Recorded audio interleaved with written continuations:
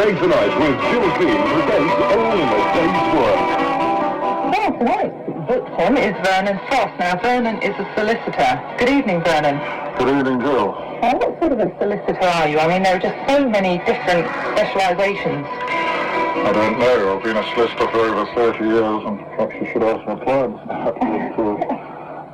I've, in recent years, and particularly the last 20 years, personally specialised in magistrates' court and crown court litigation, in other words, criminal work.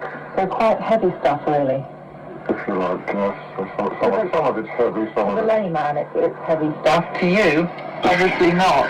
Well, people in trouble, yes. Yeah, people in deep trouble, crown court and what have you. Very often. Right. So where do you practice?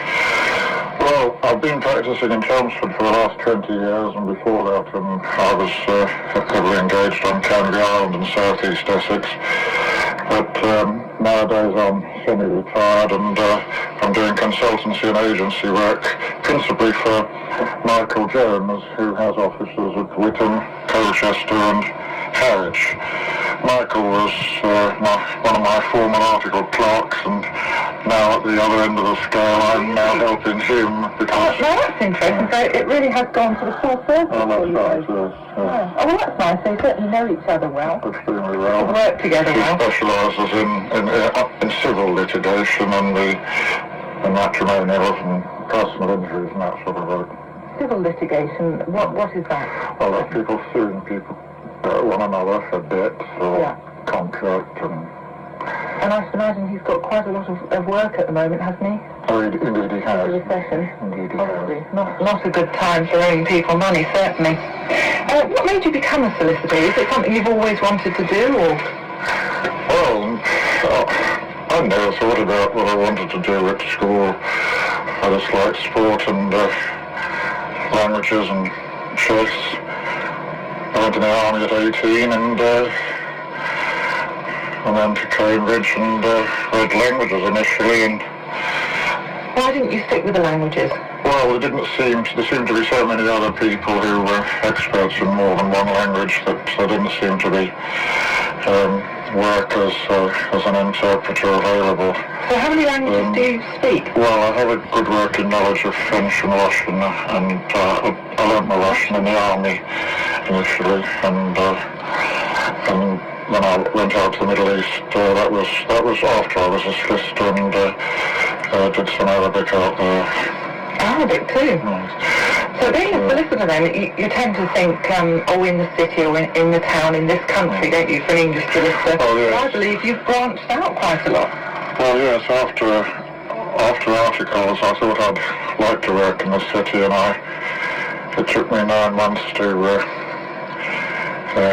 disabuse myself of that idea. I didn't like the city, it wasn't my cup of tea. I wanted the more earthy work of the court. You found that too stuffy and confining, in a way? Yes, I just wasn't a commercial person, and didn't like that commercial world, although in fact, of course, that's what seems to pay the best. The commercial world is the one who earns the most, I think. Certainly as a solicitor, yes. Yeah. So tell us, a typical day's work, what does it involve? Oh dear, well every day isn't the same, but being a solicitor advocate, I'm often in court, more in court than I'm not in court. You rise early and read your papers for the day's court if you haven't read them the night before, and... Must be an awful lot of reading involved in your job. Well, very often there is, and then... You have to know the case absolutely inside out, don't you? Well, sideways on every single angle. Well, certainly you strive to do that, yes. Yeah. And then pop into the office and leave your instructions with the staff for the day, and give them a dictation, and if it's a local court, and then drop down to the magistrates' court, see the clients, arrange for the order of events with the usher and the clerk, and perhaps it entails going down into the cells and seeing clients who are in custody, and then representing them when their case is called on. Have you had a lot of last-minute briefs? Oh yes, there's a duty solicitor scheme which came in with recent legislation, and that there's a duty solicitor for each day at court, and there's a rota for that, and my name comes around every 10 days or so, and also there's often a need for a solicitor to last name up because clients don't think they want a solicitor until they get to court and they're advised to have one. So you really have to be almost on standby as much as possible with all your other commitments. Well, yes, and of course you want to be because that's the work to do. Yeah. So you're in court for a lot of your time? Yes, very often 4 days out of 5, and it has been 5 days out of 5, but very often, yes. So, Crown Court, now that's where you have a jury? Well, that's right, that's a judge and jury, but their barristers are briefed by me, or for the last 15 years, my capable managing clerk, Carol London, and then she has to attend court with the barrister or some other representative of my firm. If it's a murder or if it's very, very heavy crime, I would go along myself as well. And of course, conferences have to be arranged before the trial, before the Crown Court trial, with the barrister in chambers and a representative, either myself or one of my staff would have to be there. Now, the jury's always intrigued me. How are they chosen? Well, they're chosen from the electoral roll, as I understand it. Quite at random, really? Oh yes, completely, yes. So, for example, if I suddenly had a letter tomorrow calling me, that means that I have to go, does it? Yes, unless you're a person who's disqualified, which you wouldn't be, and looking at me with if you were seriously unwell, that would be, of course, but no, it's... Apart from that, you must make yourself available to do this jury service. That's true. Okay, well, something that I'm sure you've had a cry for very often. We're going to go on with a little bit of music now. Help from the Beatles. I need somebody else, not just anybody else. You know, I need someone. Now, Vernon, when you left the city, what was your next move? Well, when I left the city, I resolved to do what perhaps is often unkindly described as hack work and get round the courts. Hack work? Well, yes, perhaps it's a derogatory term, but it's just working as a solicitor advocate and representing people in court. Yeah.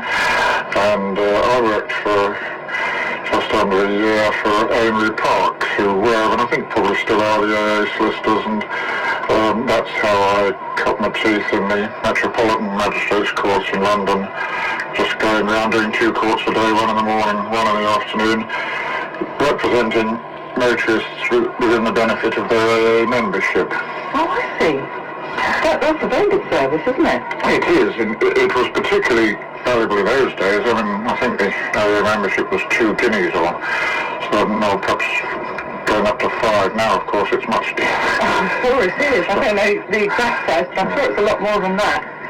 Yeah, so that was They got a free legal defence at the lower court for that, for careless driving and drinking and driving. That sounds a very good deal for a couple of guineas there.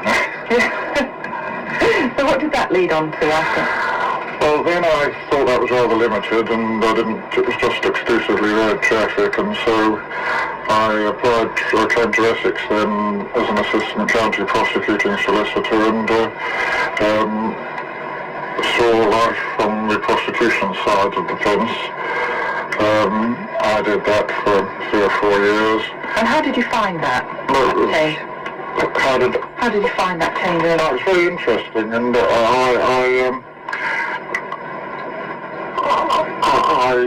I think you benefit tremendously when you're defending by a knowledge of how the prosecution think and how they prepare their cases.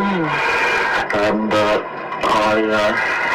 have benefited. I didn't want to go on prosecuting forever, and since for the last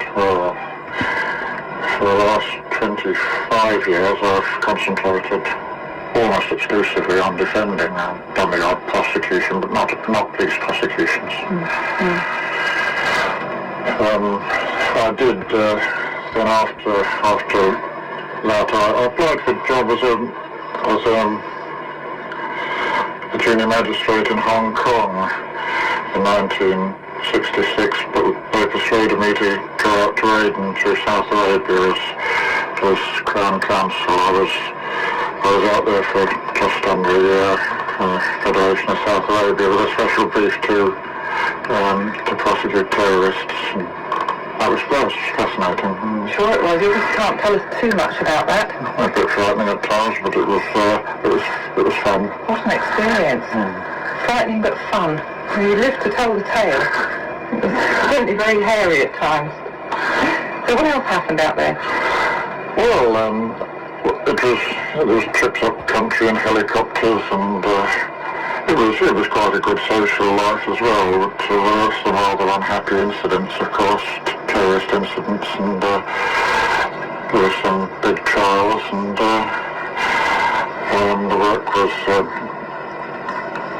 the work was demanding, but the life was enjoyable. I stood in for the Attorney General when he was on holiday for about a month, 6 weeks. That was... Well, that's a memorable experience, I think, isn't it? There's not many people that could have that claim to fame, I'm sure. Okay, so taking you back a little bit now, what sort of training did you have to take? I suppose it's changed a lot over the years. But... Yes, I'm not really able to tell you what the present training is because I haven't looked it up. It has changed. I was a graduate, so I had 3 years articles to do, and I had to take the solicitor's final. My salary was, I was 23 after the army in Cambridge, and the firm I was article to paid me £2 a week. £2 a week? And, my parents wouldn't get you very far these days, would it? My parents weren't wealthy, but my father did have a decent job. He worked in the railways, and he was out in Nigeria at the time, earning more money than he would have been earning here, and he allowed me £20 a month out of his salary, so that was equivalent of £7 a week. That helped. What a great sum. I'm sure you couldn't have lived without that. I shared a flat with 3 medical students in South Kensington. Hopes of the days, eh? Well, that takes us quite nicely, talking about money, onto legal aid. Can you tell us a little bit about legal aid? Well, it's a big bone of contention at the moment with my profession, because as you probably gather, most of the clients I represent and have to be legally aided. Yeah. Otherwise there'd be no remuneration whatsoever. It's been a policy of recent governments to cut back on legal aid because of the massive bill on the criminal side as well as on the civil side. And Lord Mackay is, I'm sure, just implementing present government policy. But fixed fees were introduced into the Crown Court some 3 years ago. Yeah. And they are to be introduced for representation at the Magistrates' Court, we understand, either on 1st of March or 1st of April next. Oh, really? And that's going to really drastically affect the situation. So you can shake things up a bit. Well, yes. Solicitors will, for example, no longer receive any remuneration for such matters as listening to taped interviews, to tapes down in the police station. So, goodness only knows if they're going to be prepared to accept the work or not on that basis, or whether they're going to not listen to the tapes. It's rather difficult. It's a happy situation, that one, does it? Also, they're no longer going to want to seek adjournments of cases in the best interests of their clients, or spend the necessary time on preparation. Hence, the public will get a far poorer service than they have. Another point is, after 2 remands in custody at the magistrate's court, it will no longer prove practical for a solicitor acting for a legally aided accused to make an application for bail to the Crown Court, because there'll be no provision for payment under the magistrate's certificate. And it goes on like that. It's said that fewer people will be going to prison, and the Lord Chancellor's issued a circular, and legal aid should not be granted where there is to be a community service order, only if there's a distinct likelihood of a custodial sentence. Really? So a lot of people are going to be deprived of legal aid, and one wonders whether this is going to produce chaos. Yeah, very difficult situation, especially with the rising crime rate. Now, what do you put that down to? Well, I don't think I'm the right person to ask, actually. Who is the right person to ask? What's your opinion on that one there? Well, I'll stop a little bit here. Oh dear, I don't know. And you certainly must see enough of it. Do you think it's unemployment? I'm sure unemployment has got an awful lot to do with it, and that's on the increase yet again now. And one can see that there's a lot of drink-related crime, but then there has always been, really. Yeah. That's not new. So yet again, the recession affects crime. And also, I suppose we've talked about this already, it affects the legal aid situation, doesn't it? It affects the solicitor, everybody. Putting back on public expenditure, but it's, an awful lot of small practices derive most of their revenue from conveyancing. And there's been a conveyancing slump for the last 4 years nearly. And an awful lot of solicitors have found themselves in difficulty financially. I'm sure they have. Okay, so now this is a very, very difficult question. Okay, you say that you go into lots and lots of serious crimes. What do you think about bringing back hanging? I mean, there is a call for it every now and again. People say that, this man, this woman even, has murdered. They're a mass murderer. Why should we keep them in prison and pay for them to be kept there? What do you think? Well, I'm opposed to the reintroduction of hanging. Years ago, for the last 20 years, I felt as I do now. I think it would be a retrogressive step to reintroduce hanging, but it's a very emotive subject, this, I'm sure you're aware. Even in my younger days, I never belonged to the Hang 'em High Club. I worried about it a lot. It was 1965, I think, when the death penalty was finally 65 when it was finally abolished. And a life sentence, particularly with a recommendation, as we had recently in a case that a man must serve 25 years, is pretty harsh. And certainly not I don't think, forward to. I don't think we have the right to take life away.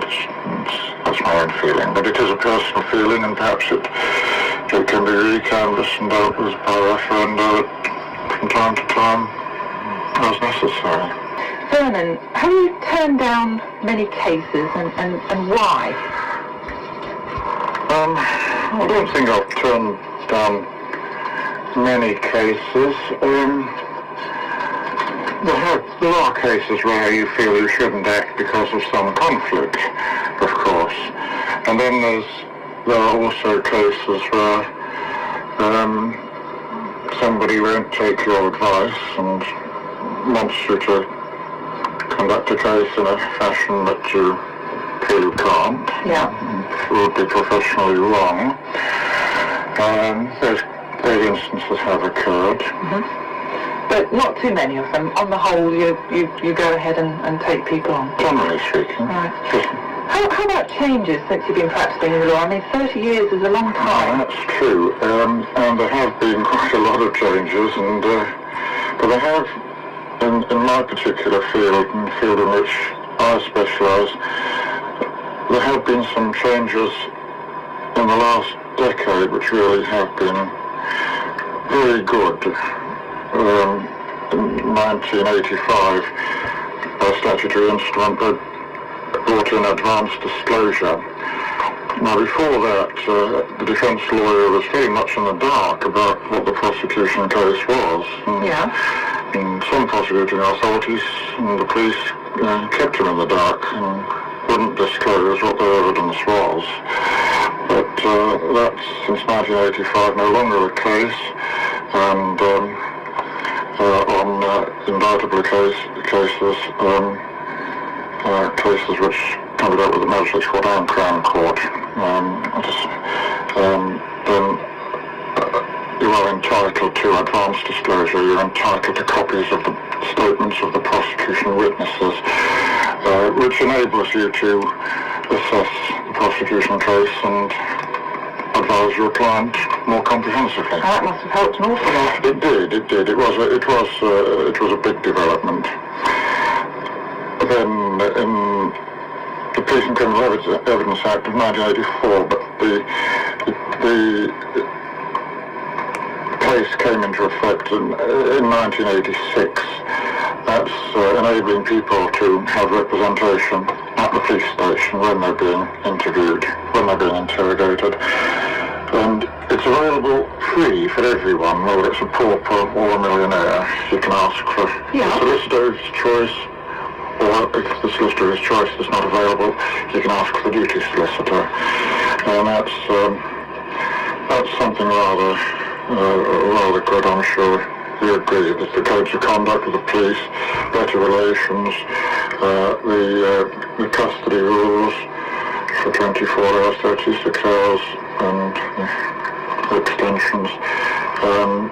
The police know where they stand better, and so does the defence. So on the whole, changes for the better? The Criminal Justice Act of 1991 was revolutionary, really.